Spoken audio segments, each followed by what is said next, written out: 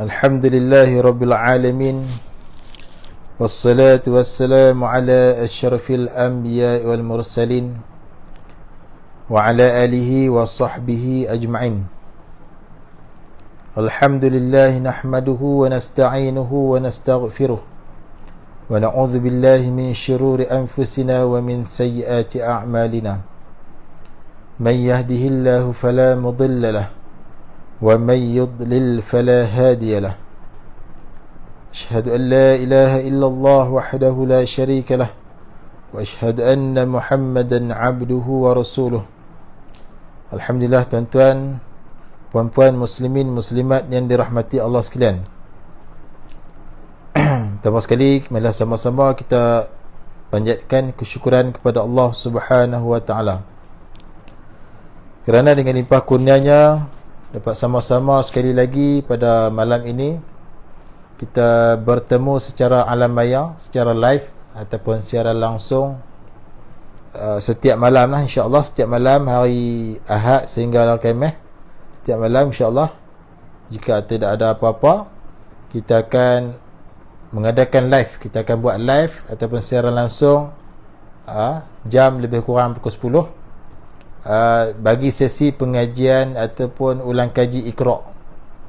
Pada tuan-tuan, puan-puan, muslimin, muslimat yang dirahmati Allah sekalian yang baru nak mula mengaji Quran, yang baru nak mengenal huruf, baru nak tahu berkaitan makhraj, sifat huruf, seeloknya digalakkan follow, ikuti kelas ini, kerana kelas ini amat penting lah.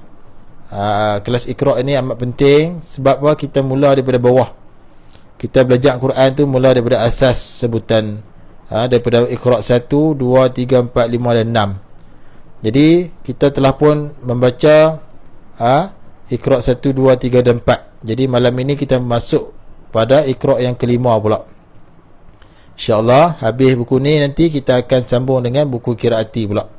Qiraati dewasa bermula daripada buku 1, 2 dan 3. Jadi Qiraati ni dia ada sampai 3 sahaja, buku dewasa. Kalau buku kanak-kanak tu ada sampai 5. InsyaAllah kita akan ulang kaji satu persatu lah, insyaAllah. Baik, kita teruskan dengan doa dulu. Bismillahirrahmanirrahim. Allahumma aftah alaina hikmataka wa anshir alaina min khazaini rahmatika ya arhamar rahimin. Rabbi syrah li sadri wa yassir li amri wahlul 'uqdatan min lisani yafqahu qawli. Walhamdulillahi rabbil alamin. Baik tuan-tuan dan puan sekalian, yang mana yang nak dapatkan buku Iqra macam ni, bolehlah dapatkan di kedai buku Hasani, kedai-kedai yang jual buku tu, ataupun kedai-kedai kitab. Carilah Iqra macam ni, insya-Allah ada. Kalau tak ada pun, tuan-tuan dan puan cuma ambil ilmu sahajalah, ilmu yang saya ajar lah, insya-Allah. Okey, malam ni kita masuk muka surat 123 lah. Masuk pada Iqra 5 lah. Maknanya Iqra 1, 2, 3, 4, 5, 4 dah kita selesai dah. Kita masuk malam ni Iqra yang kelima lah, insya-Allah. Maknanya semakin hari semakin tinggi sikit lah pelajaran kita. Baik, jadi penting lah, buku Iqra ni penting lah. Okey, kita teruskan muka surat 124, insya-Allah. Baik, 124. Baik, jadi sebab apakah setiap kali naik Iqra 1, 2, 3, 4, 5 dia ada permulaan dia tu, dia ada gambar rajah tentang makhraj huruf. Sebab apa berulang-ulang? Itu menunjukkan perkara tersebut adalah penting lah. Setiap perkara yang berulang-ulang itu adalah menunjukkan perkara itu adalah penting. Begitu juga macam buku ni, buku Iqra ni. Setiap kali bila kita nak Iqra, sama ada Iqra 1, lepas tu naik 2, naik 3, setiap kali nak mula Iqra tu mesti dia ada gambar rajah macam ni. Sebab apa dia ulang banyak kali sangat? Menunjukkan kata bab makhraj huruf tersebut adalah penting. Sebab kebanyakan kita hari ni bila baca Quran tu, sebutan huruf tidak tepat, makhraj huruf pun lintang pukang, sifat huruf pun tak tahu. Bila tak tahu, baca Quran dalam keadaan tak tahu, jadi masalah. Kita tak boleh nak beza di antara satu huruf dengan huruf yang lain. Jadi yang diulang-ulangkan gambar rajah makhraj ni supaya kita dapat tahu di manakah tempat keluar huruf sesuatu huruf tersebut. Huruf hijaiyah tu lah. Kita tahu huruf hamzah keluar di mana, ha keluar di mana, kha keluar di mana. Kita tahu. Bila kita baca huruf tersebut, maka kita tahu nak keluar bunyi dia tu kat mana. Itulah pentingnya belajar makhraj huruf, sifat huruf dan sebagainya. Sebab tu saya kata kita mengaji Quran mestilah kita kena ulang kaji balik. Yang dah pernah mengaji dah Iqra, ulang kaji balik. Sebab kita ni mudah lupa lah. Kita mudah lupa, kaji lupa. Jadi kita kena ulang kaji balik. Baik. Okey, tanpa melengahkan masa kita teruskan. Okey, dia ulang balik lah. Dia ulang balik berkaitan dengan makhraj. Kita tengok ni gambar rajah. Ni muka kita ni lebih kurang lah. Ni hidung, ni kawasan hidung. Ni kawasan biru ni rongga. Ni kawasan lidah. Ni lidah. Ni kawasan kerongkong, halkum. Baik. Jadi kita tengok dia kata di sini 5 tempat keluar huruf. 5 tempat keluar huruf. Yang pertama rongga mulut. Rongga mulut dan kerongkong. Di situ ada 3 huruf alif, waw, ya, ataupun kita panggil huruf mat. Di manakah rongga tu? Kawasan lah. Kawasan warna biru ni. Ni rongga mulut. Rongga kerongkong di sini. Ni. Di sini rongga kerongkong. Maknanya dia sepanjang rongga ni, daripada rongga mulut ke rongga kerongkong ni, huruf mat duduk sini. Huruf mat duduk di sini. Tu alif, waw, ya tu. Jadi kita sebut apabila kita baca huruf mat tu, contoh dia mim fathah alif madah kan. Bila kita buka mulut tu, maka rongga ni terbuka ni. Rongga kerongkong dengan rongga mulut ni terbuka. Mu, mi. Tu. Apabila kita sebut huruf mat ni, maka rongga ni terbuka. Tu. Ni kawasannya biru ni rongga lah ni. Okey. Tu huruf mat lah. Huruf mat beranda di kawasan rongga mulut. Rongga mulut dan kerongkong. Baik, kemudian terima kasih lah pengikut setia lah. Terima kasih kepada Pak Cik Jamil sebab dia bersungguh-sungguh lah. Sebab buat live bila pun dia ada, insyaAllah. Tu tandanya seseorang tu bersungguh-sungguh. Baik, tolong share lah Pak Cik Jamil. Tolong share, kita ulang kaji balik. Baik, yang kedua bahagian kerongkong. Bahasa kita panggil kerongkong, bahasa Arab panggil halkum. Kadang-kadang orang Melayu pun pinjam bahasa Arab. Halkum tu bahasa Arab, tapi orang Melayu pinjam. Jadi halkum jugalah orang Melayu pun. Kerongkong dia ada 6 huruf. Hamzah, ha simpul, ain, ghain, ha pedas, kha. Ni. Di kawasan ni. Kawasan ni dipanggil kawasan halkum ni. Kawasan kerongkong di sini. Di sini keluarnya 6 huruf. Kawasan ni keluar 6 huruf. Hamzah, ha simpul ataupun ha bulat tu samalah. 2 huruf ni di bawah. Di tengah pula ha pedas, ain di tengah halkum, di hujung halkum sebelah atas kha, ghain. Jadi pastikan bila kita baca huruf ni, kita sebut huruf ni, keluar ada di kawasan ni lah. Terutama sekali ain dengan hamzah ni. Ramai yang kadang-kadang baca tu ain dengan hamzah ni tertukar. Sebab ain dengan hamzah ni duduk dekat-dekat. Ain duduk tengah halkum, hamzah di bawah halkum, di pangkal halkum. Contoh dia alhamdulillahi rabbil, sepatutnya alamin ain, tapi dia pergi baca alamin. Boleh lari terjemahan ayat tu, boleh lari makna ayat. Hati-hatilah. Pastikan kita tekan suara tu, pastikan betul tempat dah. Kalau hamzah tekan di bahagian bawah halkum, dinamakan pangkal. Alamin, amin, amin. Tu ni di bawah lah. Kalau kalau tekan sikit di bahagian tengah ni ain. Alhamdulillahi rabbil alamin. Tu ain dengan alamin. Bila kita tukar huruf, dia lari maksud dia, makna ayat tu lari. Kalau buat dengan sengaja, masalah.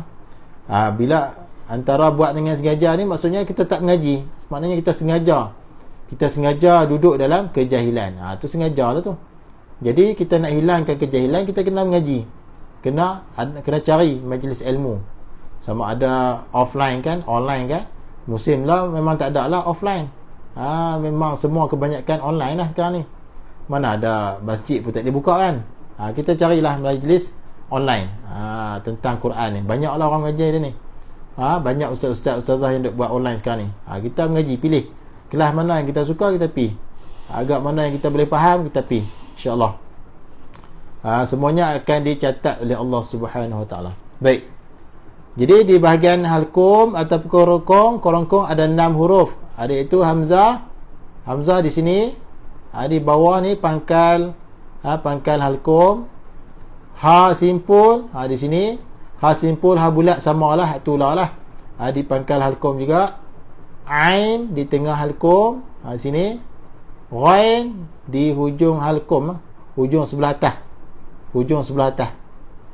Dan ha pedas di tengah halkum, satu tempat dengan ain. Kha di hujung halkum, sebelah atas, satu tempat dengan ghain. Pastikan kita sebut tu betul-betul lah. Contoh dia ha, di bawah ni lah. Kita pegang di leher kita, kita pegang di tengkok kita, kita dapat rasakan suara hamzah di sini. Macam mana kita nak kesan makhraj huruf tu? Kita kena matikan huruf tersebut. Maksudnya kita letak huruf yang lain di depan tu. Contoh dia hamzah kat depan. Hamzah fathah, ha sukun, ataupun di sini di bawah ni. Ataupun hamzah kita pegang tengkok kita, kita tahulah getaran suara tu kat mana, di bahagian bawah lah. Ha pula ni di tengah halkum. Ketekankan suara kita di tengah halkum. Kepitkan suara kita di tengah halkum. Ain pula tengah halkum juga. Kha hujung halkum. Ghain hujung halkum. Jadi 6 huruf di kawasan halkum. Pastikan kita boleh beza lah di antara satu huruf dengan huruf yang lain. Kemudian yang ketiga, bahagian hidung, keluarnya nun dengan mim. Jadi kawasan hidung adalah kawasan ataupun tempat untuk dengung lah. Tempat untuk dengung. Yang ada sifat gunnah adalah nun dengan mim. Nun ada sifat gunnah, mim ada sifat gunnah. Gunnah tu pada dengung. Dengung tu pada pula. Dengung adalah suara yang keluar, suara yang lembut, yang keluar melalui rongga hidung kita. Dengung tu duduk kawasan ni lah. Pastikan bila kita sebut saja nun ataupun mim, tak kira lah dia berbaris kah, dia tak berbaris kah, dia tetap ada dengung. Cuma kalau dia berbaris tu, dengung dia tu tak berapa panjang. Dengung sekadar sempurna sebutan nun sahaja, sekadar sempurna sebutan mim saja, jangan panjang. Kalau nak panjang dengung tu ketika mana? Ketika hukum ikhfa, nun mati jumpa ta misalnya, ataupun ketika wajibal gunnah, nun syaddah mim syaddah, dengung panjang 2 harakat. Ikhfa pun dengung panjang 2 harakat. Iklab semua tu panjang 2 harakat. Tapi kalau nun tu tak ada kena mengena dengan hukum ikhfa apa, dia baris atas saja, baris bawah, baris depan, maka dengung tu tetap ada, cuma jangan panjang. Dengung tu sekadar sifat dia sahaja. Tu sebab sifat semula jadi nun dengan mim adalah gunnah, dengung. Okey. Kemudian yang keempat, bahagian bibir mulut. Bahagian bibir ni bahagian mulut kita tu lah. Ada 4 huruf di mana mim, ba, waw, fa keluar ada di mulut ni. Mim, bibir atas dan bawah dirapatkan secara ringan. Ba, bibir atas dan bawah dirapatkan secara berat. Waw, bibir dibuka dan dimuncung sedikit. Wa. Fa, hujung gigi kacip atas sentuh perut bibir bawah. Fa. Tu. Dan yang kelima, bahagian lidah. Bahagian lidah ni banyak sikit lah. Bahagian lidah ni banyak sikit huruf. Ada berapa? 2, 4, 6, 8, 10, 12, 14, 16, 18. 18 huruf yang keluar melalui lidah. Ada di pangkal lidah. Pangkal lidah ni huruf qaf dengan kaf. Pangkal ni maknanya bahagian belakang ni, belakang lidah ni. Belakang lidah ni dipanggil pangkal lidah. Keluar 2 huruf, qaf dengan kaf. Di tengah lidah keluar 3 huruf jim, shin, ya. Di bahagian tepi lidah ni, sepanjang tepi lidah keluar 1 huruf dad. Kemudian di hujung lidah ni tekan belakang gigi kecil atas, keluar ada 3 huruf ta, dal, ta. Hujung lidah tekan di langit keras, keluar 3 huruf nun, ra, lam. Hujung lidah dikeluarkan sedikit. Hujung lidah dikeluarkan sedikit, keluar 3 huruf tha, zal, dha. Hujung lidah tekan belakang gigi kecil bawah, keluar 3 huruf zai, sin, sad. Itulah semua huruf yang berada di kawasan lidah. Ada 18 huruf. Ni hujung lidah ni. Ni hujung lidah. Ni pangkal lidah ni. Ni pangkal lidah. Ni pula hujung kerongkong dipanggil, hujung kerongkong sebelah atas. Ni pangkal kerongkong ni sini. Pangkal sebelah bawah ni. Ni tengah kerongkong. Yang tu kita kena tahu lah. Kemudian dia kata nota ataupun peringatan lah. Untuk menentukan kedudukan makhraj huruf. Macam mana kita nak tahu makhraj tu? Di mana ke tempat keluar huruf tu, kita nak tahu macam mana? Dia kata adik. Dia kata adik lah. Selalunya ikra' ni budak-budak mengaji kan. Dia kata adik. Ataupun abang ataupun pakcik pun boleh lah. Adik perlu mematikan huruf tersebut. Contoh dia ba. Contoh dia ba. Di manakah tempat keluar huruf ba? Kita kena matikan ba tu. Hamzah fathah, ba sukun, ab. Maka ba itu keluar dari bibir. Sebab apa? Bibir dirapatkan. Dirapatkan. Bibir atas dan bawah dirapatkan. Ab. Kita tahulah tempat keluar ba itu di bibir. Tu. Itulah sedikit sebanyak berkaitan dengan makhraj. Baik, kita teruskan muka surat seterusnya. 125 insya-Allah. Okey. Tajuk dia yang atas sekali syaddah. Syaddah berbaris atas. Syaddah berbaris atas. Arahannya, cara bacaan adalah seperti sebutan huruf bertanda sukun dan huruf berbaris. Contoh. Baik. Hamzah fathah, ba, syaddah fathah. Yang mana ba ini ada syaddah kan? Syaddah fathah. Jadi dia kata sebutan dia seperti ada 2 huruf. Yang pertama sukun, yang kedua berbaris. Abba. Bacaan dia macam tu. Kena baca seolah-olah seperti ada 2 huruf. Memang asal 2 huruf pun. Asal huruf ba yang syaddah ni, ataupun tak kira lah huruf apa sekalipun yang ada syaddah, asal dia memang 2 huruf. Yang pertama mati, yang kedua berbaris. Kemudian huruf yang mati itu dimasukkan. Huruf yang mati itu dimasukkan kepada huruf yang berbaris, maka jadi 1 huruf. Kemudian diletakkan syaddah. Jadi syaddah itu menunjukkan kata 2 huruf ini asalnya ada 2 lah. 1 mati, 1 hidup. Digabungkan jadi 1 huruf, kemudian diletakkan syaddah. Jadi baca dia bunyi macam ni. Abba. Bunyi dia macam ni lah. Tulisan dia macam ni, baca bunyi macam ni. Abba. Okey, yang ni pula Abbi. Yang ni pula Abbu. Baik. Okey, kita tengok ta dengan ba lah. Tab. Kalau kita mengaji dalam ilmu tajwid, dia kata qalqalah kubra lah, kena lantunkan dengan kuat. Ba ini. Sebab apa? Sebab kita waqaf pada ba, yang mana ba itu huruf qalqalah. Tabbat yada abi lahabin wa tab. Baik, apabila ba itu ada syaddah, kita kena tekan dulu baru lantun. Kena tahan dulu baru lantun. Tu cara bacaan qalqalah akbar. Di sini dipanggil qalqalah akbar. Macam mana nak kenal qalqalah akbar? Kita waqaf pada huruf qalqalah. Yang pertama kita kena tahu huruf qalqalah lah. Apa dia huruf qalqalah? Qaf, ta, ba, jim, dal. Ada 5 huruf qalqalah. Qaf, ta, ba, jim, dal. Baik, huruf qalqalah tu bila kita berhenti pada dia dan dia ada syaddah, contoh dia ba lah. Ba. Dalam surah Al-Masad, kita berhenti pada huruf ba, yang mana ba itu ada syaddah, maka kita sebelum nak lantun tu kita kena tahan sekejap.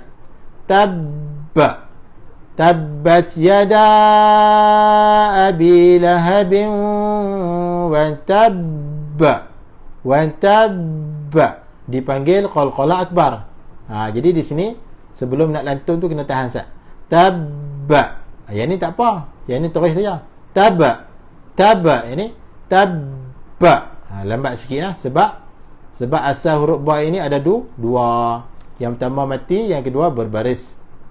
Okey, yang ni pula tabbat. Tabbat. Ada syaddah kena tekan tekan.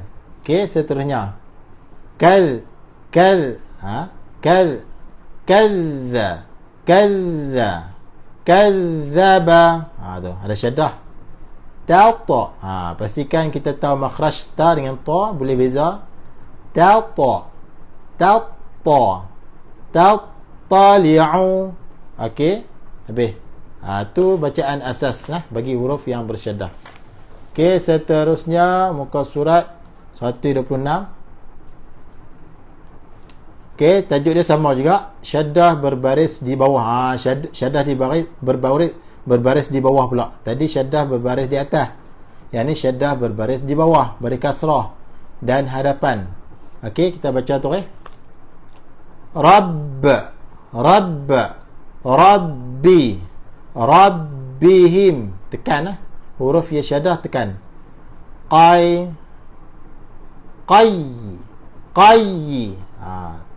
Qayyimatun.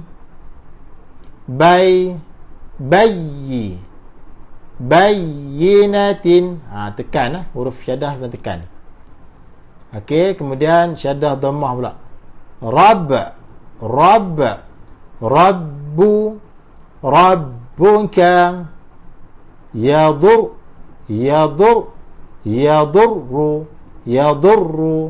Yadurruka.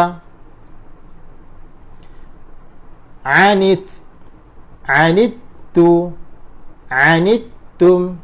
Tu cara bacaan huruf yang bersyaddah dhammah dengan syaddah kasrah. Okey, seterusnya kita teruskan lagi. Dia kata apa? Dia kata wajibul ghannah, iaitu dengung. Wajibul ghannah maksud dia wajib dengung. Wajib dengung, bukan sunat dengung. Wajib dengung. Jumpa saja hukum tu wajib dengung. Arahan dia didengungkan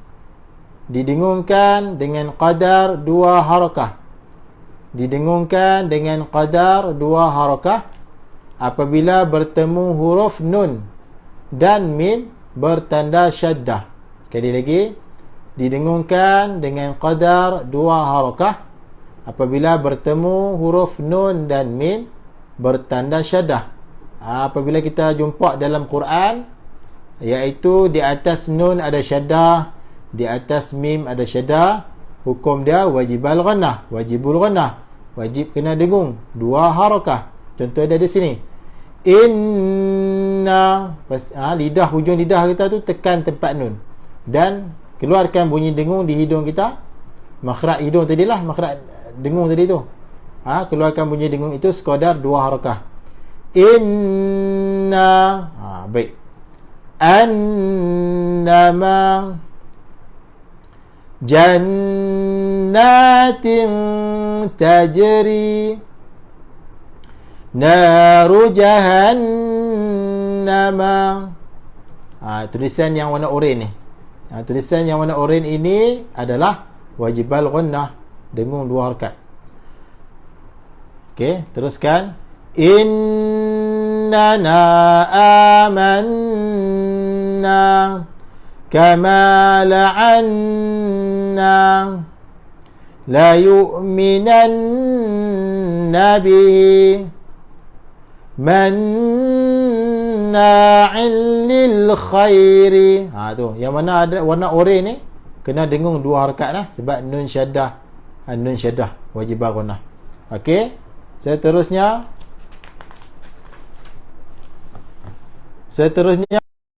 dalam tajuk wajibul ghannah, iaitu wajib dengung. Kemudian dia kata penilaian. Penilaian sebut dengan jelas. Sebut dengan jelas dan lancar. Kita sebut dengan jelas. Thumma. Baik, cara bila mim syaddah kena tutup mulut rapat. Bila mim syaddah kena tutup mulut rapat dan dengung di hidung. tempat tadilah, tempat nun dengan mim tadi tu. Dengung di hidung 2 harakah. Thumma hammalata. Yang warna biru ni lah. Yang warna biru ni semua kena dengung ni 2 harakat. Walikulli ummatin ajalun. Ajal, kalau waqaf ajal lah. Okey. Kuntum khaira ummah matin. Kalau kita baca baris matin lah. Kalau kita matin ummah itu. Fa imma tathqafannahum. Mim syaddah, nun syaddah. Wajib dengung. Amma yatasaaluna. Yatasaalun. Wa tammat kalimatu rabbika wa ma yu'ammaru min mu'ammarin. Mu'ammar. Yang warna biru ni mim syaddah, mim syaddah, mim syaddah. Kena dengung lah. Wajib kena ada dengung 2 harakah. Okey. Okey. Dan yang terakhir untuk malam ni, kita baca yang sikit-sikit lah. Yang terakhir malam ni, muka surat 129. Tajuk dia kata huruf hampir sama. Huruf hampir sama bunyi. Arahan dia, sambungkan terus. Sambungkan terus kepada huruf yang bertanda syaddah. Dan abaikan huruf yang tidak berbaris. Sekali lagi, sambungkan terus kepada huruf yang bertanda syaddah dan abaikan huruf yang tidak berbaris. Contoh dia. Okey. Di sini mana ada huruf yang bersyaddah, iaitu dha. Dha ini huruf yang bersyaddah. Kemudian manakah huruf yang tidak berbaris, iaitu zal. Maka zal ini kita abaikan. Zal ini kita abaikan, terus kita masuk kepada dha lah, dha yang bersyaddah itu. Idzalamtum. Idzalamtum. Terus masuk kepada huruf yang bertanda syaddah. Huruf yang tidak berbaris, abaikan. Abaikan. Baik. Okey, kita cuba baca. Okey, macam di sini ba jumpa ba. Ba yang pertama tidak berbaris, ba yang kedua bersyaddah. Jadi bacaan dia terus kita masuk kepada ba yang kedua, yang syaddah tu. Ba ni kita abaikan, jangan baca. Idrib bi'asaka. Jangan lantun lah. Di sini tidak boleh qalqalah. Jangan baca anidrib bi'asaka. Jangan lantun di sini. Sebab ba itu tidak sukun. Kalau ba itu sukun tak apalah lantun. Di sini tidak boleh lantun. Di sini abaikan. Kemudian lam tidak